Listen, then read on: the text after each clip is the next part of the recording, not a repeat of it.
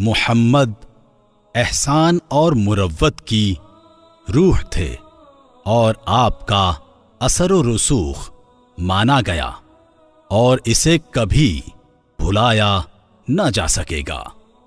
Diwan Chand Sharma, the profits of the east.